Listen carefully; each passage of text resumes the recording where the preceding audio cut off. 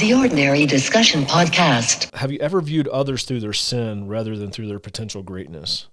And there's a question right before that. It says, how do you react when someone close to you has failed in their walk with Christ?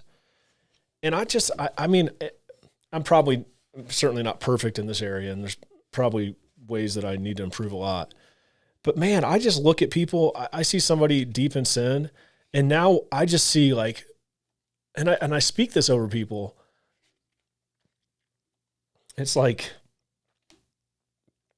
it's like God wants to use you in this area of your life, and don't let this sin area convince you that he can't.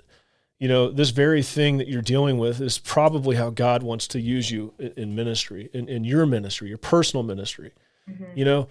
I don't have a voice in the life of a guy that's cheated on his wife and alienated his family. I don't have a voice. I don't have a voice in the life of somebody that's an alcoholic and destroyed his family. I don't have a voice in that. But there's people that do. And now when I see those people, I'm like, oh, this is a real opportunity. This is an opportunity for God to really reach people. Yeah. And I used to like look at people and just be like so disgusted by it. And I think that's a shift. I don't know, maybe I'm giving myself too much credit, but I think it's a shift that we need to make as Christians. Mm-hmm. And I think we can speak life into people, hope into people, and versus this feeling of like just being so judged all the time and they're like, they're so bad. I mean, I think I have grown tremendously in the area of grace. It's not something that comes naturally to me. And so I can remember doing this study the first time and coming to that question and being like, my answer was, and is genuine, like, what is my first reaction when I learn that someone has failed in their walk with Christ, when they learn that they, are struggling with sin? Sad. And then judgy. Like at first I'm really sad. And then secondly, it's judgmental. It's like, how could you do that? Why, what is wrong? And God has taught me so much about giving grace to people where they are in their journey. Everybody's on a different path. Everyone's in a different place in their faith. Everyone has different life circumstances that they're dealing with that have rocked their worlds in ways that we don't understand.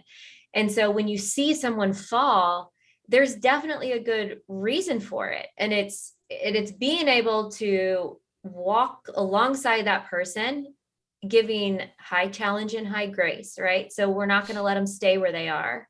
We're going to, I don't remember if I was watching a podcast with, not a podcast, a sermon that Priscilla Schreier did.